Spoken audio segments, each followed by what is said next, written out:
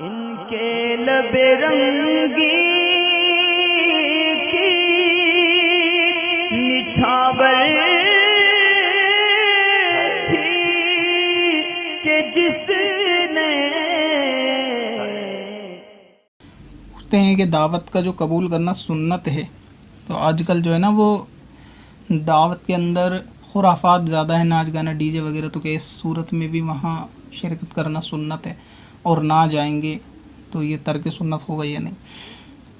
تو دعوت کا جو قبول کرنا سنت ہے نا، وہ اس صورت میں سنت ہے کہ جب کہ وہاں پر یہ چیز معلوم ہو کہ ناچ گانا ڈی جے ڈھول اور اس قسم کی کوئی بھی خرافات اس دعوت کے اندر نہیں ہیں، تو اس صورت میں ہی اس میں قبول کرنا سنت ہے، ورنہ اس کو قبول نہ کیا جائے. اسی طرح بہار شریعت میں مفتی امجد علی اعظمی رحمۃ اللہ تعالی نے بھی فرمایا، اور ہدایہ وغیرہ کے اندر بھی، کہ حوالے سے اس قسم کی تحریر کتب فقہ کے اندر موجود ہے کہ اگر وہاں جانتا ہے کہ وہاں اس طریقے کی خرافات ہیں، یعنی غیر شرعی چیزیں وہاں پر ہیں اس طریقے سے، تو پھر یہ دعوت کا حق اس پہ لازم نہیں ہے کہ جائے، تو اس لیے وہاں انکار کر سکتا ہے. جبکہ غالب گمانوں کے ہاں اس گھر کی شادی میں اس قسم کا معاملہ رہتا ہے، تو پھر اس سے یہ ترک سنت نہیں ہوگا، کیونکہ سنت تھا ہی اس وقت دعوت میں جانا کہ جب یہ دعوت گناہوں سے پاک ہو، تو اس لیے نہ جائے. اب اس میں یہ کہ دعوت کے اندر نا عوام کی اور خاص کی تھوڑی سی فرق ہے تھوڑا اس کے اندر. جیسے خاص وہ لوگ ہوتے ہیں کہ جو دینی پیشوا مانے جاتے ہیں، یا سوسائٹی کے اندر ایسے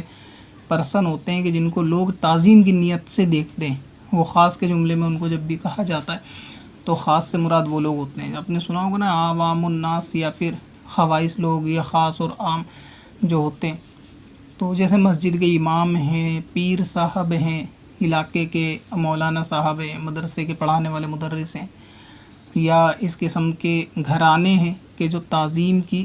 نظر سے دیکھے جاتے ہیں زمانے میں. تو ان لوگوں کے لیے اعلیٰ حضرت عظیم البرکت امام اہل سنت نے اس قسم کی دعوت کے تعلق سے ارشاد فرمایا کہ اگر یہ شخص جس کو دعوت دی گئی ہے یہ جانتا ہے کہ وہاں پر جو ہے وہ خرافات اس قسم کی موجود ہے، اور ان کو یعنی پیر صاحب کو یا عالم صاحب کو دعوت میں لے جانے کے لیے لوگ آئے ہیں، اور یہ شخص کو یہ معلوم ہے کہ میری عزت اور عظمت ان لوگوں کے لیے بہت ہے، کہ اگر میں وہاں نہیں جاؤں گا تو ان لوگوں کو گوارا نہیں ہوگا، اور ہر صورت میں مجھے لے کر ہی جائیں گے شادی میں یا دعوت میں، یا جہاں پہ یہ اس طریقے کا معاملہ ہے اپنی خوشی میں شامل کریں گے. اور ان کو یہ پیر صاحب کو یا اس جو یہ خاص میں سے ہے، ان کو یہ علم ہے کہ وہاں اس طریقے کی خرافات ہے، اور ان کا نہ جانا ان کو گریاں گزرے گا، ہر صورت میں یہ لے کے جائیں گے، اور یہ چاہتے ہیں کہ وہ نہ جائیں. اور اگر یہ جانے سے انکار کر دیں، اور یہ جانتے ہیں کہ میں انکار کر دوں گا اس شرط پہ کہ جب تک وہاں سے وہ خرافات یہ لوگ ختم نہ کریں، یعنی اس کا نہ کرنے کا عہد کریں مجھ سے، جب تک میں نہیں جاؤں گا، تو پھر اس شخص پہ یہ واجب ہے کہ یہ انکار کرے جب تک کہ وہاں سے وہ اس پہ ہٹانے کے لیے راضی نہ ہوں، جبکہ اس کو معلوم ہے کہ میری عزت ان کو اتنی مطلوب ہے. کہ بعض ہوتا ہے کہ ایسے گھر کے اندر معاملے ہوتے ہیں کہ پیر صاحب قریب رہتے ہیں علاقے شہر کے اندر، تو ان کو دعوت میں شرکت کے لیے لے جاتے ہیں. اب ظاہر ہے کہ وہ ایسی تعظیم والی شخصیت ہوتی ہیں کہ اگر وہ نہیں جائیں گے تو لوگ، قریبی معاملہ بھی ہوتا ہے بعض لوگوں کا، تو ان کی شرکت ان کو اتنی محبوب ہوتی ہے کہ اگر وہ کہیں گے کہ یہ نہیں ہوگا تو وہ نہیں ہوگا.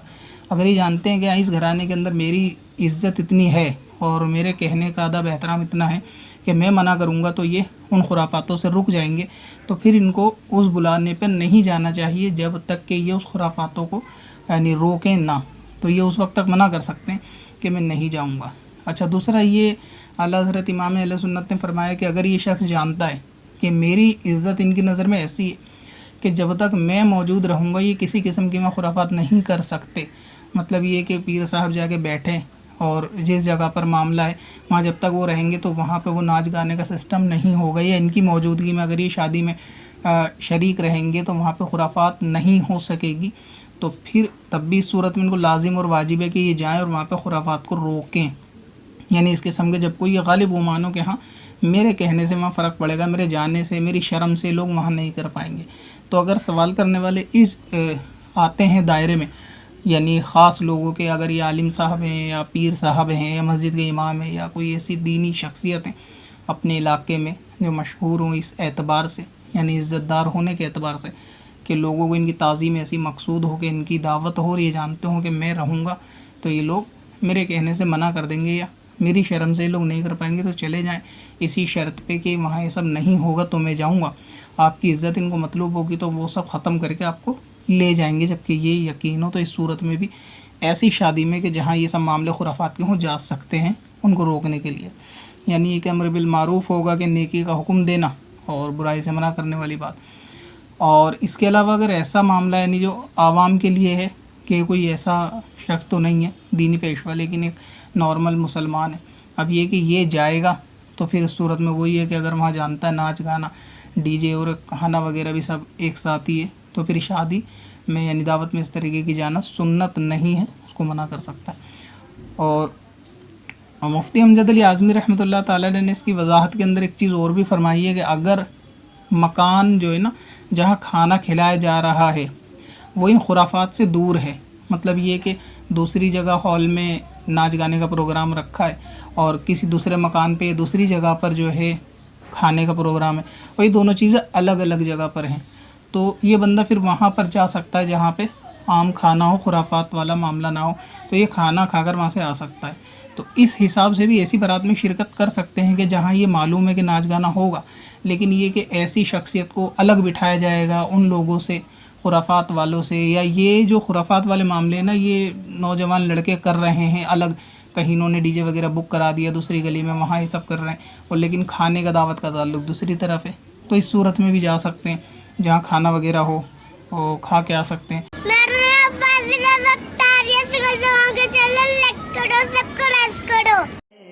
پتھر میں اصل لالے